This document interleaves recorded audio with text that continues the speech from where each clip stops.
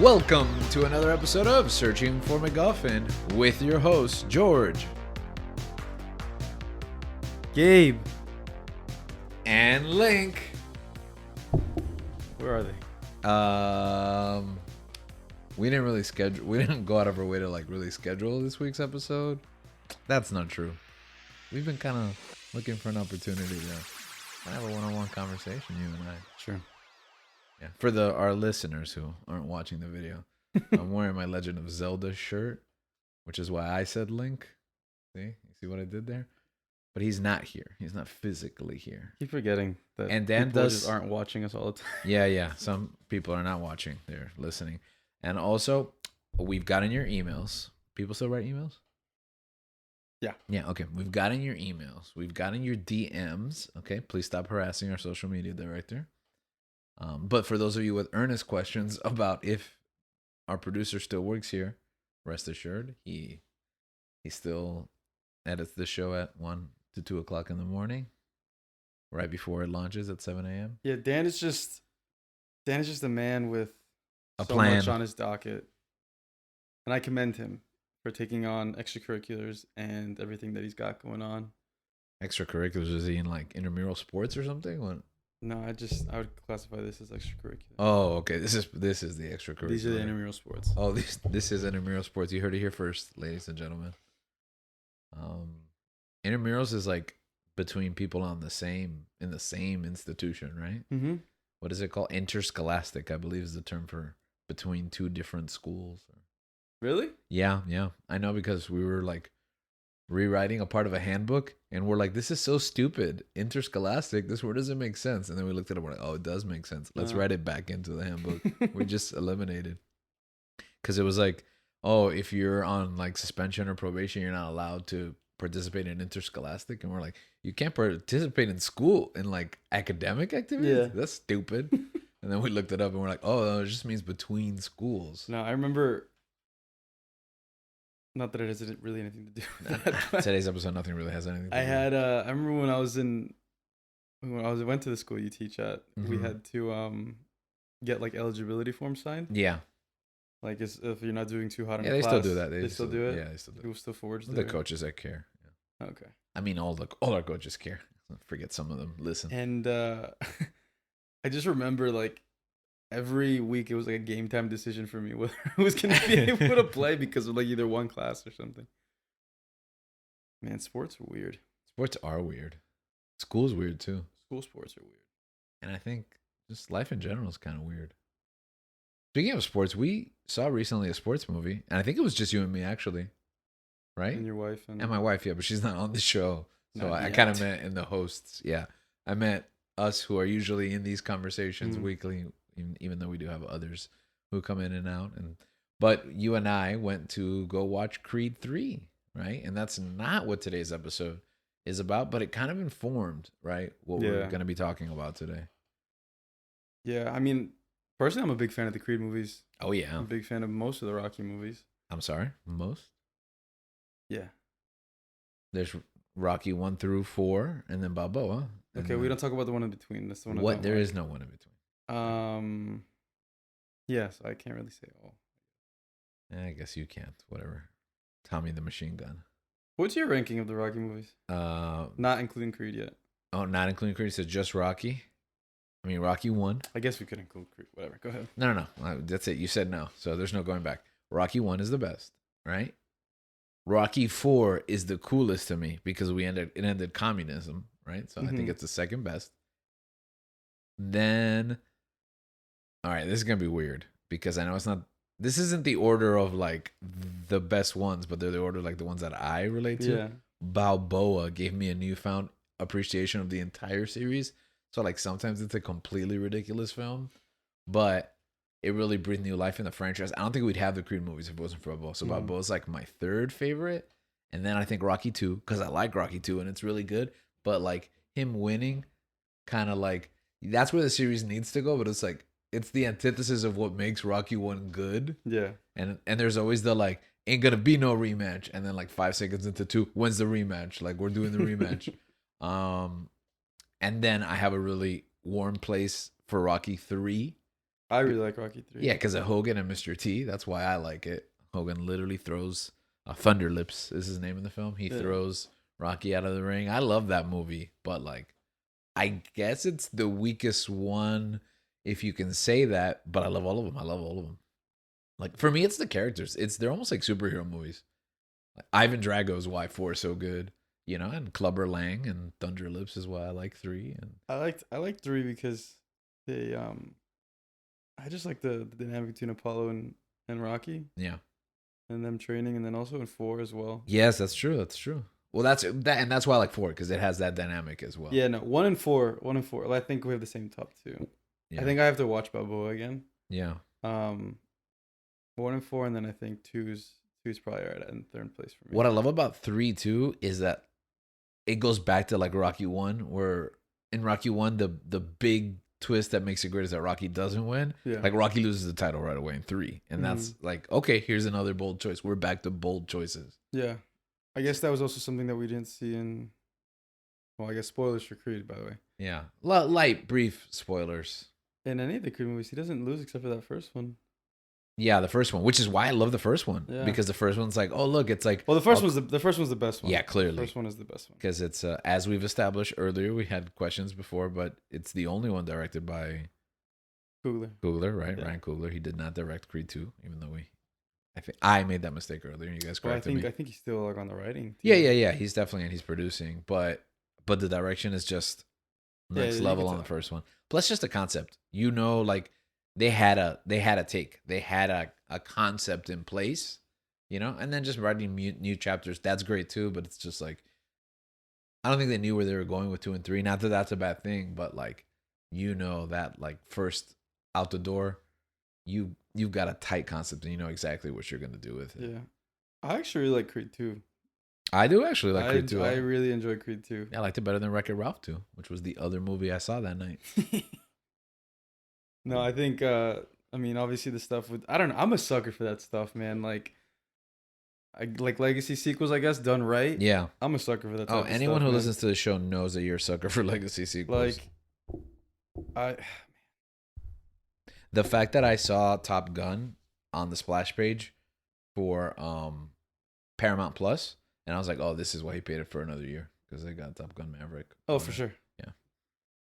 Like, even the reason that I usually get it for the Champions League, I was like, nah, it's just because they have Top Gun. That's right. Even though you own it already. I'm paying $120 a year. Yeah. Well, I paid more, didn't I? No. I'm telling you, they cut, like, you re-upped, but it wasn't time for you to re-up yet. So they dropped the price right in time for it to, when they charge you the new price. Thanks, Paramount. Yeah, thanks. They heard me talking about Top Gun all this time. Thanks, Paramount, for cannibalizing the Showtime business also, into your Paramount Plus. Random thought. Also, you suck, Paramount, for not having the rights to Yellowstone. That was such a high and low. Having every other Yellowstone sequel, but not having Yellowstone show. What's that about? Luckily, we have, what is it? Peacock, yeah. But when I caught up to season 5, which is the current season, it's on the Paramount Network. Yeah, I heard about that. Plus. Yeah, you can't watch that. Yeah. So I ended up just watching it on Hulu. Oh, okay. They have it on Hulu. On demand. Yeah. Oh, that's good. That's good, because I thought it was like we literally had to wait for the whole season to be over. Ads. No. Dude, I'm not gonna lie, and this may sound like, you know, first world problems. Even if you have live TV, like premium ad free, it's okay. I cannot stand ads. No, I really can't. I'll pay anything. Well, that's a lie. Okay, so don't get the wrong idea, media companies. I will not pay anything to get rid of ads. I'll pay anything reasonable, and once you pass that, I will just drop your service. Yeah, because I will never go down to an ad-supported tier. I'll just stop using your service. Yeah. Ads. Anyways, back to Speaking of which, this episode is sponsored by. No, I don't know. Speaking of ads, this is a great conversation we're having. But do you know you can get meat delivered straight to your door? A door. It's a good thing you said door. Yeah. With no hassle. It'll be a little lukewarm, but I'm sure it'll be fine. Meatatyourdoor.com. It's a great business. That is a good. I mean, you know exactly what you're getting. Meat at your door. There's no question about it. I forgot where were we going with this? I don't know. You were talking about beating meat. No, I was not. I was talking about handing meat to you. That's not much better. Um, Creed is a jump forward in for the Rocky series and for the Creed series. I don't know if it's a jump forward for the Rocky series because this is not a spoiler, but Rocky's not in it. So Creed 3? Yeah, Creed 3. It's not really it's no longer a Rocky film, which was interesting. Did you hear why he wasn't on it? Do you know? Yeah, Oh, I don't know. he said, according to Sylvester Stallone, said that they were going in a much more darker, grittier direction, and he felt like there wasn't room for him in the film. That he's kind of more hopeful he used like a negative word to describe his perspective, like almost like it wasn't sappy, but something like that, like not optimistic, but I don't remember, but something along those lines. They were gonna kill him. You think so? They were gonna kill Rocky, and Balboa's and Sylvester Stallone's like, nah. But Rocky doesn't die. But it is Rocky beats cancer. It's weird, man. It's weird not having him, like, Yeah, and not really addressing it. That's the worst part. Yeah, like it is weird, and it was like it's strange because I do think like it's fine, you know. Yeah. If they want to go in a different direction and not necessarily have him in it, okay. But at least like give me something more than just whatever we got. Yeah, it feels like the character's getting the cold shoulder. And I'm starting to feel like there's antagonism there in real life, which I know nothing about. Yeah. Like, but the movie makes me feel like you cut this character out completely. Like it doesn't make sense. There must be a reason. Because there's an instance in where something happens in the film where Rocky clearly should be at that event. Yeah, yeah. And he's not. I mean, I would argue multiple moments. Like, not just in the personal life, but maybe like in the boxing. Like, you'd think somebody would ask or he'd be at the show, maybe not in the corner. Rocky's like, he feels dead. He feels dead, right? But no one addresses or says anything. I don't know. But apparently they're making another one. So in a Drago movie. I don't know where, really? Yeah, so that's the plan. It's in pre-production, so who knows if we'll ever actually get there, but what's Ivan's son's name? Is he also? Oh, a Drago baby. A baby Drago. Baby Drago? Yeah. How to Get Away with Murder. That's not what I was thinking. How to Train Your Drago. That's the name of the movie. How to Train Your Drago. That's the... What was it? I did like that aspect of the film. Kind of like how, mirroring the Creed and Rocky. Yeah. Training together. And how... the world building. Yeah. The next generation. I do really like that. Although I will say for this film, what was it? I was a little surprised by the brevity of it. Yes, the narrative came and went. Yeah. Yeah. Yeah. Definitely, I think I definitely took some good themes out of it though, which I guess is like the basis for this episode. Yeah. I think even before the film even came out, I saw the trailer, and there was obviously the trailer showed like some of the best parts of the film. They have the trailer music, which for some reason trailer music just always hits, you know? Yeah. And then you never really get that in the even though the music I think in the film was We're looking at you, Suicide Squad. Yeah. But there's a line in the film where his coach basically tells Adonis, because obviously like Adonis is like facing like his past, basically the physical representation of his past, and some things that he did before back then.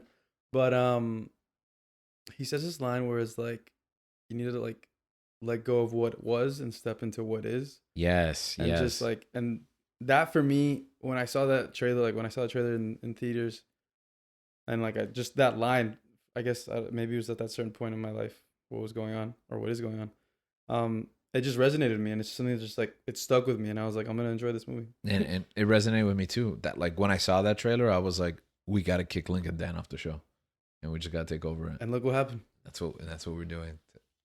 That's not what's happening. Sometimes you just got to sprint to action. Yeah, but honestly, we saw that trailer and we're like, we know what we're gonna talk about before we even saw this movie. It kind of harkens back to another Michael B. Jordan movie, not his movie, but he's in it. Like Black Panther: Wakanda Forever. You knew like what the themes were, and we kind of knew what we were gonna be talking about before we even saw the movie. Yeah, and that's kind of what like Creed 3 was for us. So what are we talking about then? I think one of the for some reason, for 2023, I think, and I mean, this could happen at the beginning of every year, but one of the big themes that I've that's just kind of been reoccurring that I've been, been talking to like a lot of different people about, that this common phrase just keeps coming up, is leveling up. Mm-hmm. And to me, I associate that obviously with like progressing and moving forward in life, but also um, moving forward from things that held you back before, and like Yeah. kind of getting to a different level in life, whatever. And that's personal for everybody. You could chase your own goals, but as long as like you're making progress towards that, and I think obviously we I mean, for the most part, people try to do that in the ways that I they don't know. know Do how. they? Do you I think feel that? like people like there's a semblance of like I want to be better at this. Maybe they're not as intentional in taking the steps forward that. Yeah. But like I said, I mean, I don't want to generalize, but I think it kind of feels like you people work towards something. And I feel like this generation is a lot better with this. And I mean, anyone living in, this time period, doesn't matter if you're in your 20s or in your 30s or 40s. Like, I think that is kind of like the cultural conversation. I think maybe in generations past, that's not the example we were given. I feel like there was more of a monotony, more of a like, reach a point, stay there, like rinse and repeat. And maybe that's just me, but that's kind of what I saw around me. Oh no, definitely, I agree. I think it's a generational thing. I think how people grow up, and then how that generation teaches the next generation, like who comes after them. Yeah. Um, I also think there's more access to information, Yeah. and just people are realizing that, hey, um, you don't really need.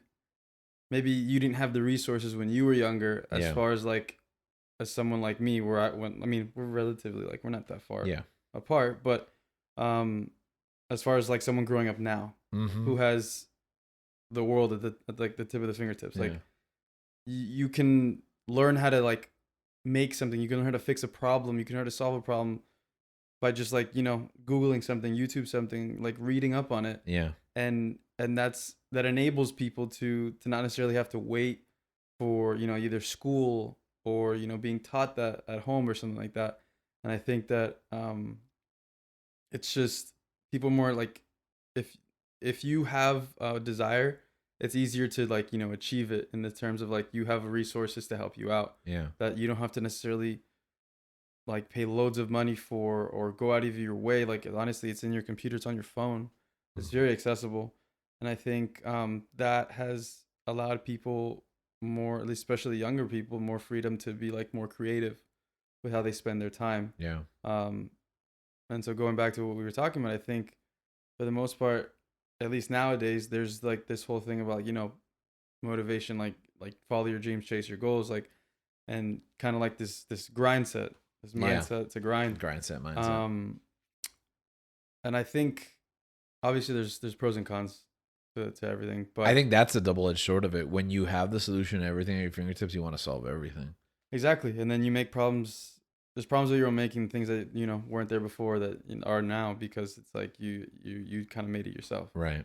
Um, but yeah, the common theme I think has been leveling up and just making intentional steps to progress forward in life, whatever that looks like for everybody. Everybody's different. Um, but one of the things that I've been hearing a lot is people just don't want to stay stagnant. I Mm-hmm. think along with like chasing something, I also think that sometimes the monotony of life does catch up to us, in the sense of like we get stuck in a lull where we're just doing the same thing over and over again, but we're Yeah. not really like moving towards something. It's kind of like we're moving, but it's like we're staying in the same plane, we're staying in the same direction. um that can be kind of a trap. I mean, there's certain things about monotony that I think for me personally um are peaceful and are calming, like to have structure, I think consistency, routine. routine. That's Yeah, super important for routine me. helps. It's important for my mental health above Exactly. all Yeah. things. But I think that's different than monotony. I think even those routines need to be refreshed, and they need to be purposeful. I think monotony is repetition for the sake of repetition, and routine is repetition with purpose. You know, I think, Okay. yeah, I think if you're going through the motions, and part of it is utility, part of it is like, for example, you wake up and you go to the gym, right? That's never gonna stop being purposeful, right? But it may become monotonous if your perspective, if your mind and your heart isn't into it. then sure, you're still going to have utility to it, but it begins to bog you down psychologically and mentally. And you need to find new purposes, even in the routines that benefit us. No, I agree. And I guess because monotony, I guess, has like a negative connotation to it. Like, it's boring, it's dragging I mean, I along. think it is though. I agree. I do think it is Yeah. negative. I think if you've reached monotony in your routines, it's time to rethink. Mm-hmm. You know, realign, refocus. You know, I mean, I've experienced that in my career. I'm not gonna lie. I go through phases where it's like, why am I even doing this? Why am I still doing it? And I'm kind of like just going through the motions. It doesn't mean that I like forego my responsibilities or I do a bad job, but I don't do the best at it. And sometimes that happens even here with the show. Sometimes that happens with my relationships with friends and family. You're not at it 100%, Yeah. but you have to catch yourself and you have to be like, okay, what's going on here? What's working, what's not working, and why? Yeah, I've found that, especially like, going to school, being like in the educational system, then going out of it and starting to work, and now being back in it at a higher level. Yeah. It's crazy how different a lot of things are, but it's also interesting to see how similar it is to be. How so? As far as like when I graduated from my undergraduate with my undergraduate degree, and I started to work, I realized there was time that I guess I didn't have before, because usually it'd just be studying Yeah. for an exam or doing homework or doing assignments. And I realized like getting out of like having a job, like obviously that takes most of your day. You're at a location Uh-huh. for a certain amount of time, and then you go home and it's like, I don't have homework due tomorrow or tonight Yeah. or something to study for. And It took me a couple of years in my profession to yeah, get to there because I did have a ton of homework. But yes, it gets to the point where you're like, yeah, I mean, it was different. I was working for a hospital system, yeah. and I really wasn't, I didn't have to study for anything, and it kind of just became, what can I fill my time with? Mm-hmm. And that's where I was able to find, like, what kind of activities do you like to do? And I mean, once the pandemic started, I just played an unhealthy amount of video games. But um, before that, when I was working, it was like I found, passions for running, for exercising, obviously soccer, and then doing a lot of things outdoors, especially where I was living. It was different from, being down here in Miami. I was in Tennessee. Yeah. Um, but I realized that the structure that I had, from having exams, tests, and study, I kind of, in a weird way, I appreciated it after a while. Once, because I had so much like basically like free time, that I was like, I don't have to study. What am I doing now with my time that's serving me? For a Mm-hmm. long time, it was kind of just like, get up, go to work, go home. At some point, go to the gym either in the morning and the afternoon, and then watch TV, go to bed. And that was my life for months, to the point where I was like, I didn't feel like I was like working, like building towards Yeah. something. What's that next level? Yeah, like where am I going next? And I think, and obviously, like, I had the grander goal was to get into PT school, but that was still a while away. I had to get my hours and stuff like that. So in a way, I was working towards something, but when I was in it, it didn't feel like that. Yeah. Yeah. When you're a year away from something, or it's like a long period of time that you're gonna have to Right. be in that, you kind of lose sight of it a Yeah. bit. Where sometimes you kind of just have to remind yourself of that. Um, but Yeah. now that like I'm back towards, like, I'm in PT school, and like it is a grind. It is like I have to constantly be on my toes. I can't really like slack off, like this, like I don't have as much free time like I used to. Yeah. And I've learned that, I've had to like fill my time with things that are, beneficial and like help me progress in life, Mm-hmm. instead of just, for me, I guess, I mean, everyone else can do what they want, but I realized that a lot of it I was spending just, on passive activities, like watching television, or playing games and stuff like that. Oh, don't tell them to stop doing that. Which, no, We'll no, no. I lose think all our listeners. no, and viewers. I think everything in moderation. I think life requires a balance. Yeah, absolutely. I personally, I feel like I wasn't great with my time management, where I was just, and I'm still working on, but for the most part, I was just, letting things just happen, and I was like, you know what? And it didn't, like, the pandemic didn't help either. You know? absolutely. It was it was a weird time. It's funny because you're talking about your experience, and it feels like you're just like telling me back my experience. Yeah. I talked about those first couple of years you do have homework, as a teacher and as an educator, and then once you get the hang of it, and once you figure out how to do it all and leave it behind in the classroom, some teachers never do that, which is like good and bad. I mean, it's mostly bad. I think you should come up with a system so you don't have to take work with you. But then the trap is that, like, what do I do with all my free time? And then it becomes doldrums. Like, it just becomes routine, and like then you don't feel challenged even when you're at work, because you're like, I know how to do this. You can do it on cruise control. And then, like, where's the next phase? Like, what is the next goal set? Once you've mastered something, that temptation to be like, I did it. That's it. So I'm just gonna do this same way, and just, I don't want to say cash in a paycheck, because you're still doing the work, Yeah. But I think human nature is to want to constantly evolve and grow. If you're standing still, I think personally you're dying. If you're not growing, if you're not moving forward, you're taking steps back because the world is moving forward without you. And I think at a much more rapid pace nowadays. In a sense, like, you are dying. Like where time Mhm. continues to, like, grow, like, it wears you down. Yeah. And in a sense, it's like, if you're not, living your life to the fullest, if you're not doing the most that you can, or like doing what you like to do, then in a sense you are letting, like, life kind of pass you by. Yeah. And one of the things, like you were saying, like how sometimes you do need, like, a reset, like sometimes you need to, like, shake things up. One of the things that I found that really just that helps me in so many different aspects is traveling, Yeah. and having a trip to look forward to, having something to look forward to, people that you care about, even by yourself. Um, I've known that in some of the hardest times in my life, I've decided to take trips to places, to either new places or familiar places. Well, that's what Link's been doing for like Yeah, over a month now at this point. He's He gonna come literally back with such mental clarity. Yeah, he literally only flies in to record an episode and then flies right Back out. out. Yeah. That's right. He's gone. No, I found that traveling is obviously traveling is the best, is the greatest teacher. But um, I think for me, man, when I get back from like, especially if I'm going through something, either emotional, in my life, or just like a different, like, just a weird time in my life, Yeah. and taking a trip, I find that it clears my head. And some of the hardest points in my life, I've randomly just taken trips to. If I can't, obviously, the more convenient is obviously here in the States. Mm-hmm. I would love to, like, travel internationally, but with time In constraints this and economy? responsibilities, if you want to do it, you find a way. I mean, yeah. Um, But it still costs a lot.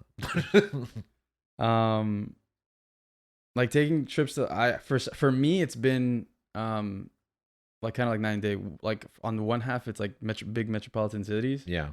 especially the ones I'm not too familiar with. I remember one time I went to Chicago just by myself. I got an Airbnb, like, in the city downtown, and just went to museums, explored, ate a bunch of great food, Mm-hmm.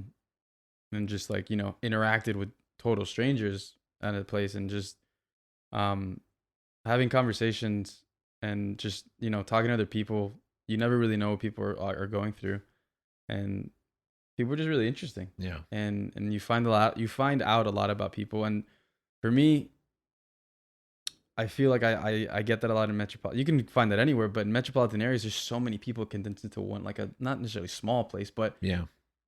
compared to the people that, like, that live there, and then the space that there is, it's a lot of people. Like New York. Like, New York's very, like, crowded. And this last time I went to New York, it was also a time where I was, like, going through a lot of stress mentally with school and a lot of other things in life. And, going to New York, and seeing, like, familiar faces, old friends, and meeting new people, eating delicious food, um, you know, seeing some new sights, and exploring just a city that I love very much, that there's always something new to explore and find, really changed my outlook on life, my mentality, and the way that I, approach things. Like, I don't want to be, like, dramatic, but in a sense, like, it kind of changed a big aspect, the way, like, my perspective. Mm-hmm. It shifted my perspective, and I realized that there's so much kind of to do, and to dwell on things like the past wastes your time. Yeah. And I think the key word is dwelling. I think you can look back on the past and learn from it. I think that's important. But to stay stuck in the past and to be like, oh, I should have done this better, I could have done this better. It's like, yeah, you could have, should have, would have, but like you're here now. Yeah. And that's one of the big things that I found recently in my life is like I used to be so caught up in like mistakes that I made before and just having so much anxiety and worrying about what's going to come next, about the future, that I'm not even there, that it's like I completely forget about the now. Being in the moment is something that I wasn't thinking about. And that to me was my trap, because if I'm too focused on the past or the future, my presence in the now was literally just going through the motions. Yeah. I was reverting back to, hardwire my routine, my habits, which aren't necessarily all healthy. That it was kind of like I was doing the same thing over and over again. And, when life, kind of hits you and smacks you in the face, you use like what you're used to cope, you know, and not necessarily all that is healthy. And I like that some of the things that I've, been experiencing recently have taught me, just changed my perspective and taught me that I can't really, I can't change the past, and I'm not in the future. I'm not there yet. And if I was, then I would do so many things differently, but I'm not. I don't have that ability. I don't have that power.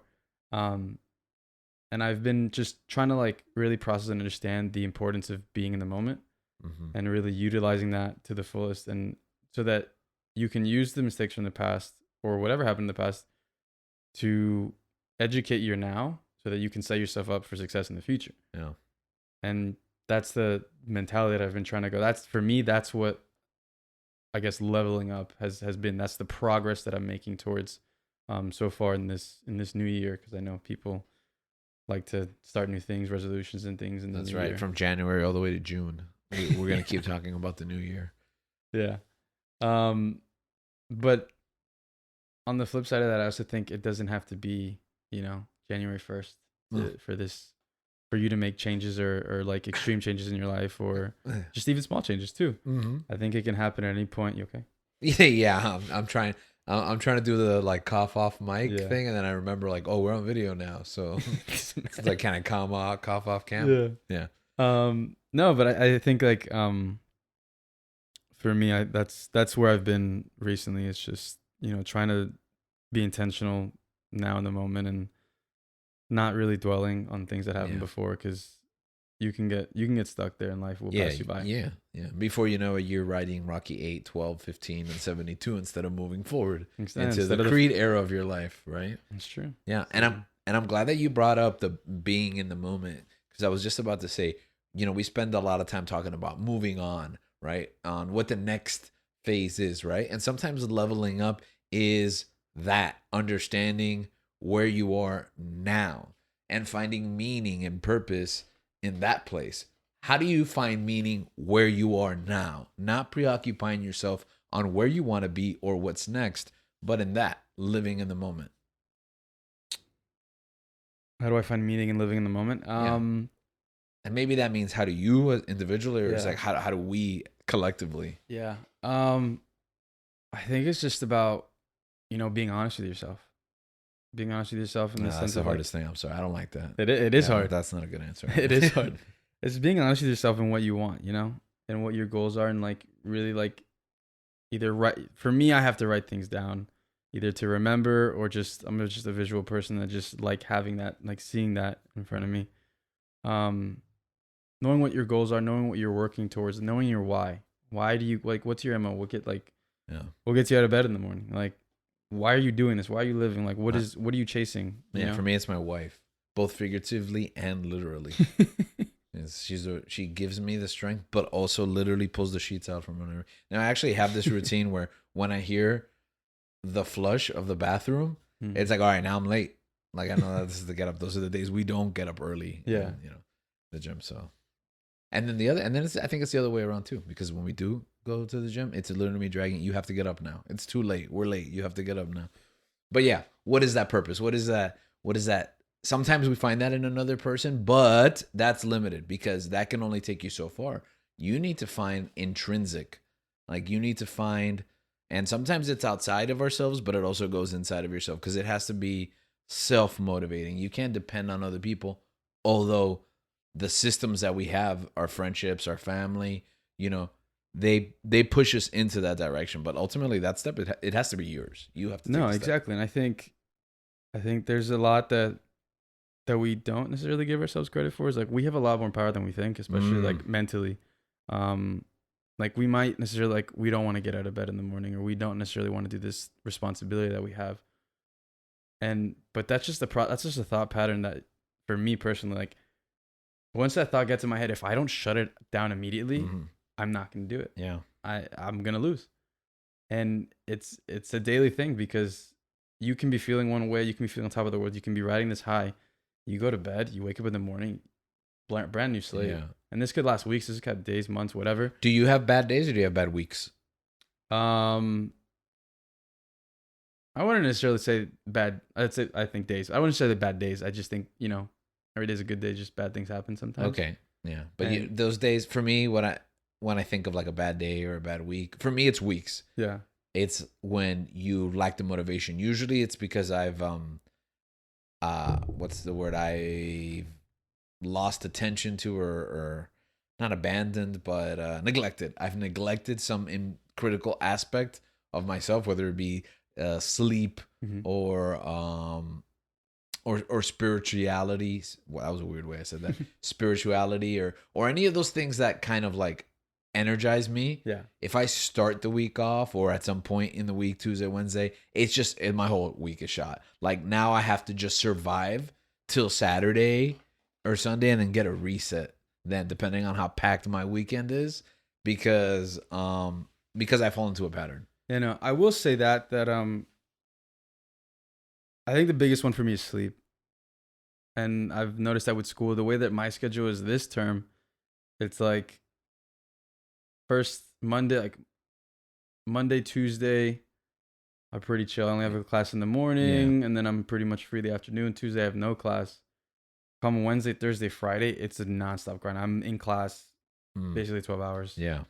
Like every single day, except for Friday. But it's like for me, like going from 8 a.m. to like 6 p.m. for 2 days straight is a lot. And by the time like Friday, I have another 8 a.m. on Friday, and then I'm out like in the afternoon on Fridays. But like the weekends are huge for me now. Right. And so I will say that for me, sleep, if I don't get sleep, and I haven't been the greatest like growing up. I've always like I was the worst. Kind of going to bed, going to bed late, but my body is always gonna wake up early, no matter what.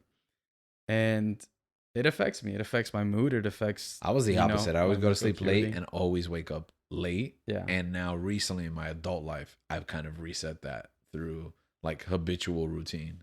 Yeah. That's something that it's like you have to know yourself, and it's different for everybody. You have to know yourself. But I think generally speaking, for everyone, sleep is extremely important. Yeah. And for me, if I don't get good sleep, it will throw me off for the days. But I think that because it used to be like that, where like I would just think, oh, the rest of this week is gonna suck, But and sometimes there are those moments where I just need to get to this day and I'll be fine. I know like when midterms come, when final exams come for me, those are like it's a race. It's like an endurance race. Yeah. By the way, this is the part of the season. The producer Dan, if you could check the little box that says life and lifestyle, health and fitness. Yeah, you can put that in the categories, right? That's I think this qualifies. It's a level up right there. Yeah, we're leveling up. Let's get those that data cross checking, get those into more people's feeds. But also you mentioned PT school. Just for the record, for anyone who's not familiar with that, you're training to be a Praetorian Guard, right?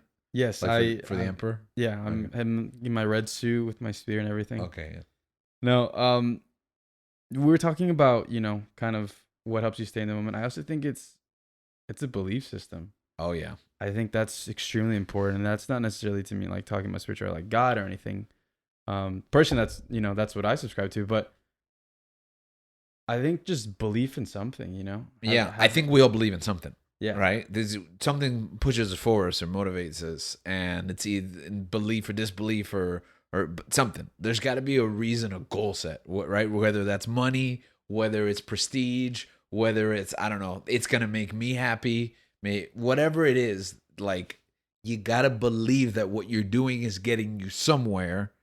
Otherwise, I don't really see in human experience like what would make you chase after anything, really. Yeah. And that goes back to, you know, being honest with yourself, because there's been times where I am, like I said, I'm going through the motions, and I, you know, something happens where like I come to a point where like I try to do some introspection. I'm just like, why do I feel this way? Why do I feel like I'm just like a zombie doing the same thing over and over again, or like a robot?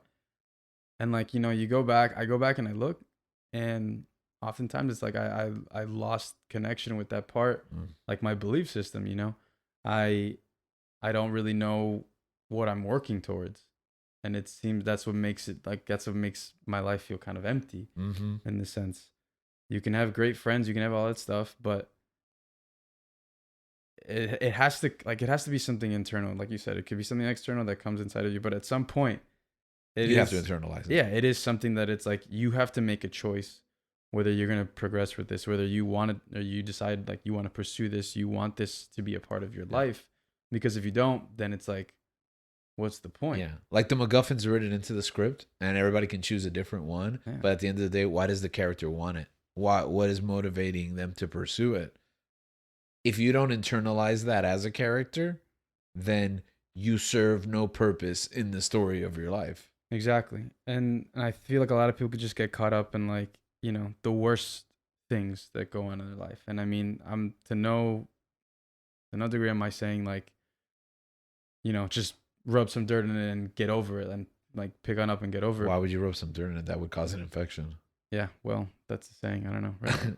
That's the thing, right? Yeah, I don't know. This is the first I've heard of it. Rub some dirt. If you get like hurt or something and you just like rub some dirt in it and just get up and I've never heard that before in my life. There's no way you haven't. It's been in many TV shows and films. Rub some dirt in it. Yeah. That sounds like really bad advice. Like, it is bad advice. Okay, but so why is everybody giving it? I don't know.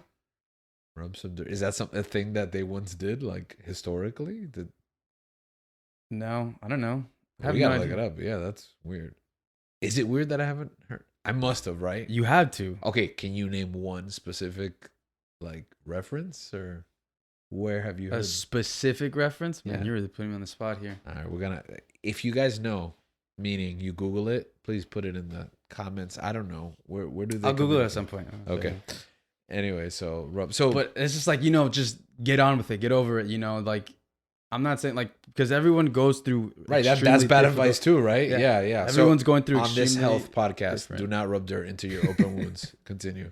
Everyone's going through. You know, everyone goes through terrible things in their life, and you know, everyone has the right to deal with it, grieve it, right. Process it as they know deal how. With their trauma. Exactly. Right. But I know, like for me, aside from like this, you know, whole change of perspective, I used to just live in. I used to sulk and I used to dwell and I used to just. That consumed me. Yeah. And it could be weeks after whatever happened, months after whatever happened, and I'm still living there. Right. My head is still there. Everything has moved on, but it's like I'm still there. Yeah. And it's you can't shape your identity around. Yeah, but these things. If that's what you're focusing your attention is on all the time, if you're constantly dwelling on that, it's like form follows function. That's what's gonna come out of you. That's like if you're inputting, then that's what you're thinking. That's what like it's gonna come out of you. Like that's what's gonna happen. Yeah. And that's what I've learned about, you know, not staying back there, not staying in the past, because it's like life is literally passing you by. Yeah. And I think as long as you take steps to like, you want to progress, you want to move forward, you want to move on from whatever happened in the correct way, whatever the correct way is. Yeah. It's different for everybody. But, you know, healing and learning from certain situations, and I think moving forward has greatly helped me, because there's times where it seems like the world is ending, everything's hopeless. What's the point? You know?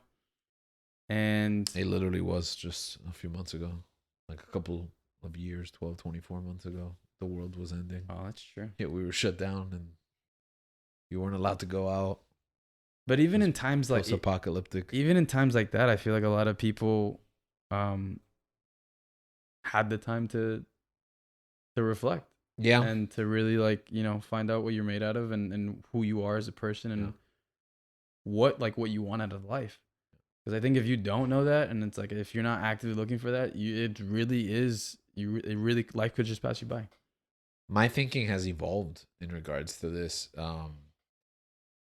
You always hear like you can't make yourself a victim, right? And I've always like brushed up against that. Like, but there's some people who are victims. There's people who have been victimized. And Yeah. if you go around telling everybody that, they can't be a victim, like it doesn't ring true for those people who have truly suffered.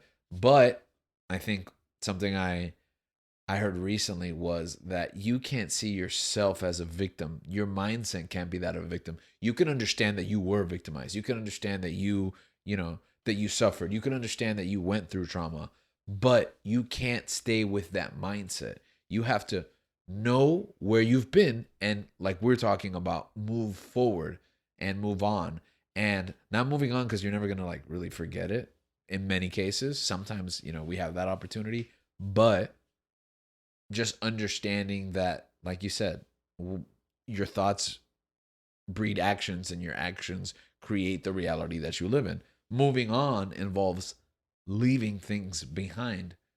What are some things that you've had to leave behind in your life? Um, I'd say friendships, relationships. Um, And that was like a hard one, right? Because it's for like, for me, that's hard. I'm an only child, so for me, like I grew up with you guys, and you guys like basically like my siblings, and I'm so appreciative of that. But for a lot of times, I I try was really hard. Thank you. I would thank you. I was by myself, and so for me, like the friends that I make, I treat them like my close friends. They're like my brothers and my sisters, Right. And I'm just in those regards, like I'm very genuine. I'm very like kind and considerate with anyone that I meet. But like if you're my friend and I give you my trust and I give you my friendship, like I care for you a lot. And I think one of the hard things in life, I think, is realizing that not everyone's meant to be there your whole life. Okay. Wow. Wow. That's actually profound. Yeah, I mean, because there's been instances where I've had friendships that have ended, and like I've tried making, amends, and the other people just didn't want to. Right. Or there's been instances where I've realized that, you know, this this friendship or relationship is, I guess, more detrimental Yeah. than it is than moving on, and sometimes you just have to make hard decisions. But it's for me, I would take it more personally when the decision was made, when I didn't make the decision, when it was Right. made for me. It's obviously much better when you make the decision. Screw them. Yeah. But it's hard because it's like, why don't you want to like pursue this? Why don't you want to be my friend anymore? Why don't you want and that's why I really like the Banshees of Inisherin. Yes. That's a great. I think that story is like the concept, like if you tell someone the premise of it, it's like, what? Sounds so stupid, Yeah. in a sense. But I think the way that they presented it, and obviously it's funny and the actors are phenomenal. I think that the writing is very well done. But at the base, it's someone that just doesn't feel that this friendship is worth pursuing anymore because it's not servicing their life. Right. And this other person can't deal. Right. And that's such a blunt example of it, but sometimes it's not even that complex. Sometimes our lives just go in different directions and there's no hard feelings. Like sometimes it's just you don't even notice when it happens.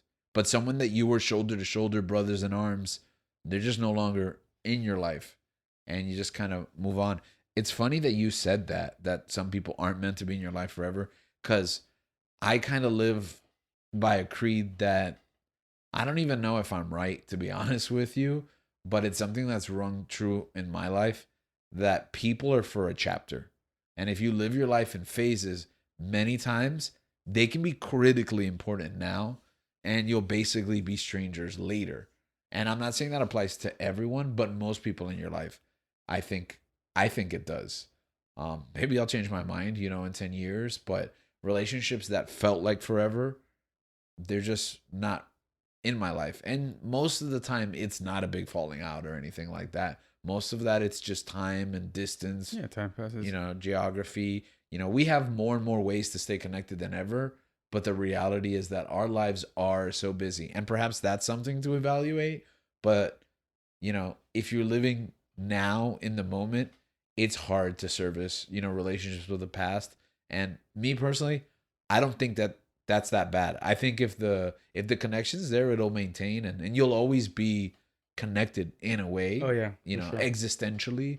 But you can only give of your time so much. Yeah, no, I agree. Cause I mean, for example, when I was living in Tennessee, when I went to undergrad there, and I also lived there after working there. My main group of friends was there, Hmm. you know, and I had a big group of friends that we would hang out all the time. We all do stuff. Um, and then little by little, people graduated different points of life. They Yeah, moved throughout different. And then I moved, and now all my closest friends are all in different parts. They're all in different parts of the world, yeah, and the people that are meant to stay in your life, they will, and you will make it. Like, you'll make an effort, and sometimes people will reciprocate, and sometimes people won't. And I think at the crux of it, I think is really understanding that it's okay, yeah, no matter like if they do reciprocate or if they don't. yeah. It's fine. I learned like not to take things personally. In a lot of situations, because that was something that I had struggled with. I would just take things personally. I would think a lot of things were just my fault. People just didn't want to be friends Yeah. with me because of who I am or did something wrong. Oh, I think Um, that all the time. I yeah, think that when in the very chat where we like plan this show, like when I don't get a response right away, I'm like they want to leave the show. They don't want to be, that kind of internal voice. It's like yeah, all the time. Like I'll send an email, I don't get it back in 24 hours, even though I don't respond to emails in 24 hours. But I'll be like, oh, that's it. They don't want to work, yeah. anymore. You brought that example. You went off to school, right, and you studied there, and then when you graduated, you kind of stayed for a while. What was it that drew you to what is usually a temporary experience? You didn't come back home right away. What was kind of your thought process there? What were you holding on to, or what were you waiting for to take a step forward? I think it was I had built a life there. I mean, Yeah, obviously the community that I had of friends there. Um, in a sense, it was independence. I had to figure out where I was gonna live if I wanted to stay there. That was yeah, the first thing.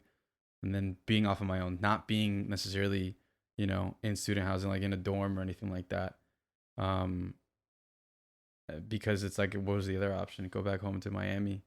Because going to Tennessee was like the real like first time that I was outside of home. hmm, And it was like a way to like for me to be independent, for me to like learn what it's like to be on my own and not necessarily having the shelter yeah, of school.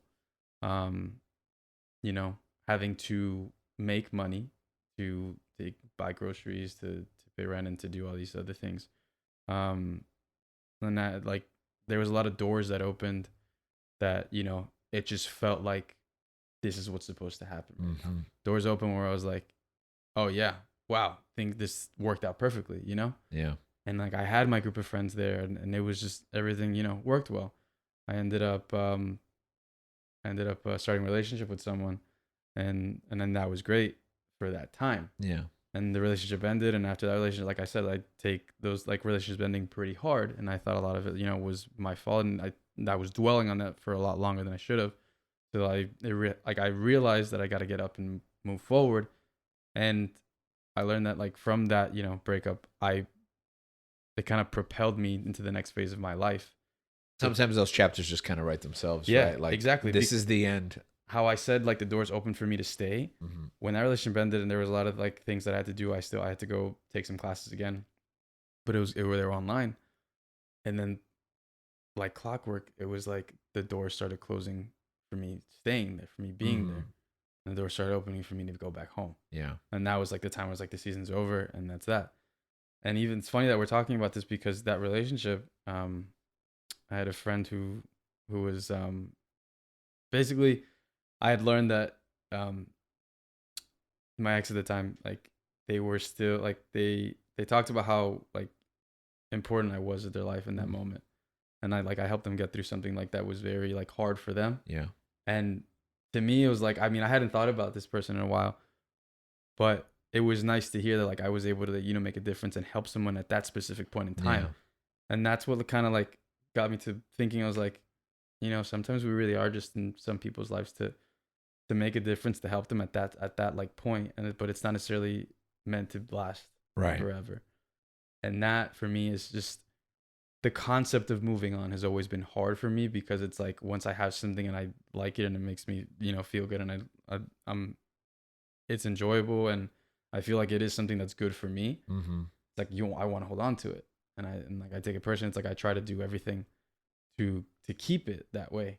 Yeah. But what I've realized is that the more that like I act like out of fear of losing it, and the more I try to like hold on to it tighter, the less control I have, and like the more like it goes away from me. Yeah. And it just, The tighter you grip your fist, the easier the sand slips through the fingers. Yeah.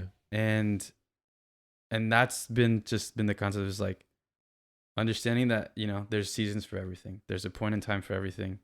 And that just because something is ending, or something is different, change comes, that's okay. Yeah. Because sometimes it's the way it's supposed to be. And the overarching theme for me in my life right now is understanding that everything is going to be okay. Everything is going to be fine at the end of it. Yeah. Harkening back to, was this last week's episode was talking about the Ted Lasso episode around communism. Mm-hmm. He's like, it doesn't matter. Like, it may not work out how you want it to work out, but you got to trust that everything is going to work out. Yeah.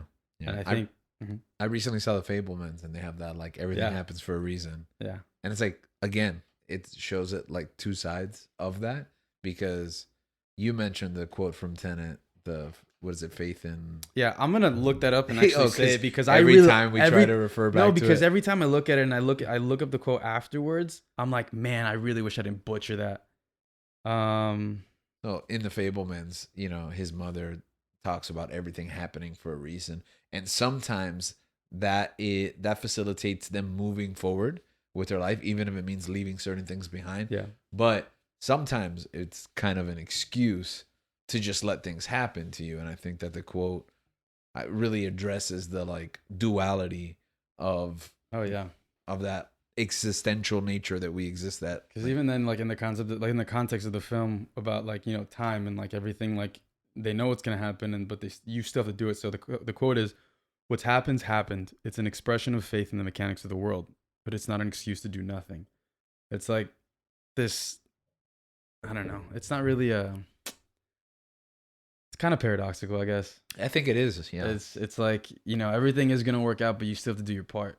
It's not an excuse to just sit on your butt and just like let things happen to you for you to just be a passenger in life. It's like, live your life, but also trust that in doing so, everything is going to happen the way it's supposed to happen. Everything is going to work out in the end. Right. Because, for example, I talked to someone the other day that they were like, well, it's like you could eat healthy. You can get all the sleep and water that you want. And then you can just die of a coronary randomly. You could just have a brain aneurysm. And it happens all the time. And that's absolutely true. But to me, that's not like, and lots of people like smoke and do whatever they want with their bodies, and they live to be 100, right? And it's almost like a crapshoot, right? It's a lottery, so to speak. But the reality is, I don't want to be the cause of that. I want to know that if I make the right decisions, then, everything will work out. And if it doesn't work out, then that's what's meant to work out. I can't control whether I just suddenly have a stroke for no reason, but I can control whether I have a stroke because of decisions that I made, So you can't just let everything happen to you for good or bad. Like, oh, it'll all work out, so I don't really have to do anything, because that's not really the way the universe works. But you can't expect that you can control the world in a way that your actions are going to get you the results that you're always looking for. Mm-hmm. It will be what will be, que será, será. But we have a role to play in that. We're part of that tapestry. Oh no, for sure. And that's what kind of like what makes life so interesting, because it's like, if you knew that like obviously, yeah, you have this belief that everything's going to work out, but if you just like let everything happen, then where's the enjoyment in that? Mm-hmm. Where's the spice of life? Where's, the point of living? Yeah.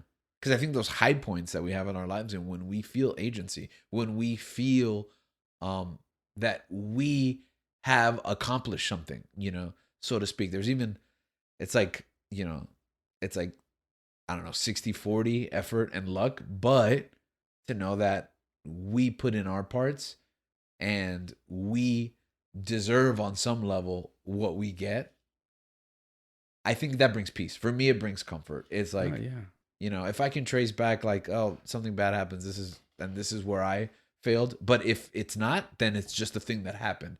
And if something good happens, and this is where I succeeded, and if not, chalk it up to to dumb luck. Yeah, I mean, But luck is for losers. You can't depend on it. yeah, you make your own, and and there was actually something really interesting. I was watching a actors roundtable. I think it was for the Hollywood Reporter. Mm-hmm. They bring like the best nominated or at least actors that had like a big year or whatever. Right. And they bring him down and sitting on it, and there was his name escapes me, but he's a relatively like newcomer. He's a pretty young actor. And he was saying how Brad Pitt. Yeah, Brad Pitt. Okay. He was saying how he was talking. I believe he was talking with his therapist, and like he was saying like, man, like there's times where like the highs feel so high, but the lows feel so low, and it's like I kind of just want to be. Why can't I just taper off in the middle? Like why can't I just be off in the middle? And his therapist says something along the lines of like when people are in the hospital and they have the EKGs, the heart rate monitors. Mm-hmm. It's like there's the pulses that goes up and then it goes down, but it's like if you stay in the middle, you flatline. Yeah, and you're dead. And it was just like that was something that just kind of stuck with me, and it's like it's true. That's the point of life. It's not meant to all be great because you wouldn't be able to appreciate the good times in your life, because there are times where like it is crappy. That's just how it is. That's the world we live in, and that's the reality of it. And some people have it. Some people have had it harder, but everyone's has a different definition of hard. Yeah. But that's not an excuse to just kind of accept it. I think, like you said, you really gotta like understand that things in life happen, for a reason. But you can't just chalk it up to dumb luck that things just happen to you, whether it's good or bad. And there are negative stuff, but I mean that's why I believe suffering also is a great teacher. Yeah. Failure is a great teacher. Some of the hardest. Just quoting Star Wars now. Yeah. Some of the hardest lessons I've learned have been through like really tough times, really hard times, because sometimes for me that's how the lesson gets through my head. Yeah. Because I think most of us are like that. Yeah, because to me it's like if I deal with a certain issue or deal with a certain problem the same way over and over again and I don't make any progress, it's like sometimes it's like it's gonna take something like really either shocking or something like serious for me to actually like for it to be real for me. Mm-hmm. For me to actually be like, whoa, either I'm staying the same way I've been my whole life or where up till now, or I'm gonna make changes and move forward. And there's actually I was listening to what is it? Tom Sawyer. The Hook. Tom Sawyer by Rush. By Blues Traveler. Blues Travelers. Tom Sawyer by Rush, and there was a line. I was looking at the lyrics. I was on Spotify. I was looking at them, and there's actually a line that I never really caught. I guess how like you just know songs, you know the words, but you don't actually think about them. You don't internalize their meaning. Yeah. Like The Hook by Blues Traveler. Yeah, like one of the lines was like he's talking about the character in the song, and he's like change. He knows that changes aren't permanent, but change is. And that's something that's always going to come for you. It's like time is always changing. Time is always evolving. And it's like, you got to get with it, And time waits for no one. It passes you by. Time waits for no man. And is that Sinatra or who sings that? Probably the guy that says rub some dirt in it. Probably, right? I've never heard that before, by the way. But yeah, it's just a part of life. And it's a part of, adapting. And that's one thing I've learned that, especially being in physical therapy school, is that, aside from the mind, the body, like how the body adapts to certain things happening to you. Let's say cases with stroke, or people with Parkinson's disease, or people that have traumatic brain injuries, or like injuries of the musculoskeletal system, top to bottom. Why are you pointing to mine? Just general area. Yeah. Okay, sorry. It's amazing and fascinating how the body, like if you have an injury, how the body fights to protect itself and and adapts to whatever you need to do, whenever you need to do to function, to get by, and how the body either heals itself, not like Wolverine, but kind of takes from different parts of the body to help you move forward, to help you like not die. Yeah. It's incredible the systems in place in your body to be able to adapt. And I think as people, if we can adapt to the social situations, to things in our lives, that improves the quality of life, because it's like you're kind of taking things into your own hands. When something happens to you, yeah, it happens to you, but you don't necessarily have to like stay down. Like if life knocks you down, you don't have to stay down. You can get up and move forward, and you got to make that choice. Yeah. That's a hard choice. I asked you earlier about leaving, coming back, because my experience was different. I've never been anchored to where I was, except for maybe season 1 of the show when we were on Anchor. But I've always been open to moving forward, moving on, moving away. But the hook brings you back, actually. Like you said, doors opening and opportunities, and they've always, in a sense, from one perspective, seem to have kept me in my place. I've lived, obviously I was born and lived a couple of years in New York, but for the most part, all of my adolescent, developing, and adult life has been here, in Miami. And I went to school here. My career was here. I started a family here, bought my first home here. And I was talking to a coworker who was asking me about that, because they've lived all over. They've done nothing but travel their whole lives, like to a new destination, start a life, pick up and go, And they were like, "How is that? How is living in one place? Like I can't wrap my head around it." And it's funny because I hadn't really thought about it, because they were like, "Oh, you must really like it here?" And I was like, "No, I hate Miami. I can't stand the culture. Apologies, Miami. I love you. You have your own way." But really, it's not my vibe per se. On some level, obviously, it's like almost the only thing I know in reality. So it's like I love it too.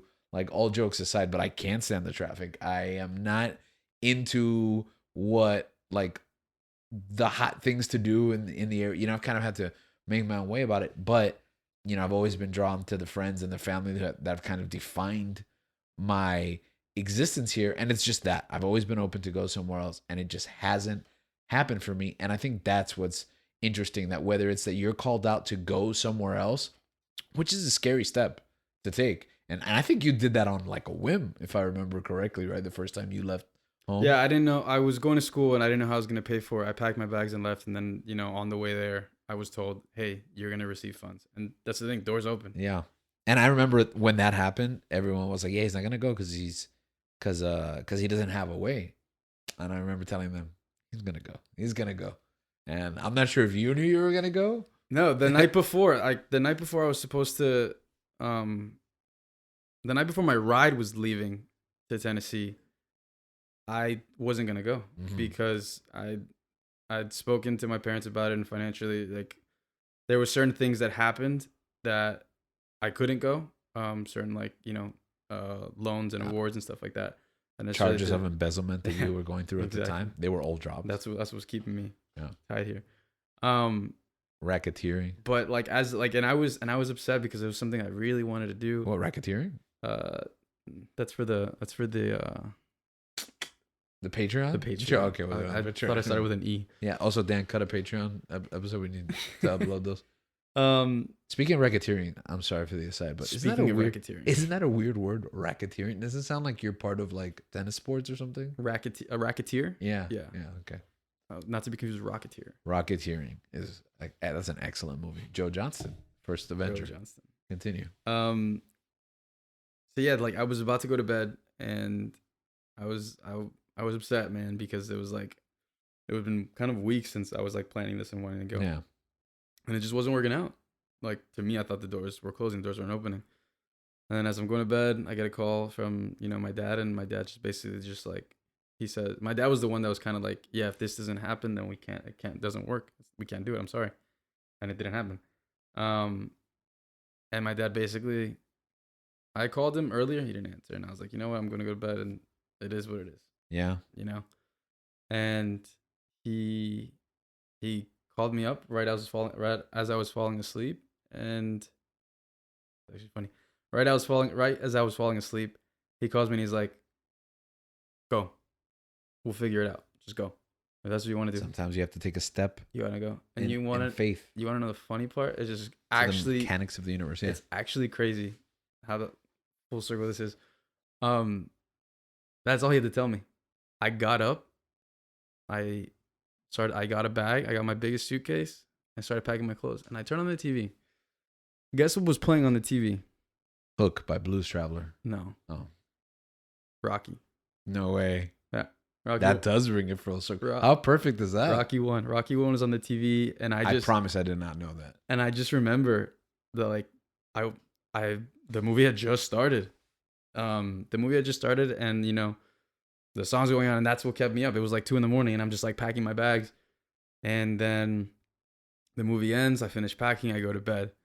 Next morning, I get up, and then I go to my friend's house that was gonna drive, not knowing how I was gonna pay to go to this private school, and as I'm putting my stuff in the trunk, and as I'm getting in the car, I get a call, and the person basically said, like, I get a call from a benefactor that's basically like, yeah, just I'm sorry, like I wasn't able to get you to you sooner. Just tell me where to send the money to, and I'll send it. And I was like, oh, like how much do you think you can help me out with? And they're like, all of it, however much you need. That's amazing. And I went, and I was on my way, and that defined my life for the next 5 years. And I made, incredible friendships, lasting friendships that I still get together with, like, because in that sense, I may have left Tennessee. Mm-hmm. I went home and everyone kind of went their separate ways to live their lives. Some people stayed, some people left. But the people that, that I care about, the people that, not that I don't care about the people, but No, you don't care about that. the people that, like, Only the are people that you closest, care. and I try to, like, maintain those connections with.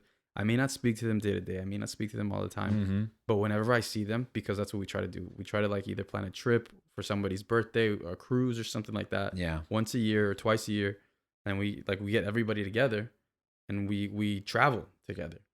And that's something that's a huge role in my life. And that's something that I get excited for, and something that I look forward to, and that it pushes me, to work hard, and so that I can spend the time, that enjoyment with them. And when I see them on these trips, it's like no time has passed by since we last seen each other. Yeah. The connection is still there, that because these people want to be in your life, these people still care, like these people care about you. And it's a beautiful thing, when you have that circle, but it's also beautiful realizing that that's not going to be everybody. Mm-hmm. And I think, coming to that realization, it's like, yes, it may hurt. Yes, it may sting a bit, but it really isn't necessarily personal. It's just everyone has their life to live, and sometimes people will be there for the long haul, and sometimes people won't. But know that, everybody that you meet, and the people that come into contact with you in your life, and even you for them, you have a role to play. They have a role to play in your life, and they make a difference, even if it's small, even if it's just a small gesture or a compliment. It doesn't like make that. it insignificant. Yeah. Yeah. Everything amounts to something. Mm-hmm. in this crazy thing called life. I think sometimes we find ourselves in chapters of our lives where we're down and out, and we end up losing by split decision. Sometimes we end up winning the upset, unbeknownst to even ourselves. And sometimes we're just forging a new chapter, looking back at each of the titles of our past and writing a new one. And for many of us, this year is an open book. It's one where we decide whether we're going to continue on in the series of our lives, or if we're going to open up and spin off onto something new. These decisions, they come and they go, and only you know when it's time to make them. But if we keep our eyes and our ears open, we can see those opportunities and those doors that open and close. And as long as we keep fighting, you can beat that 10 count. And we'll keep beating that 10 count week in and week out. We invite you to join us here on Searching for McGuffin. Till next time. Keep on searching.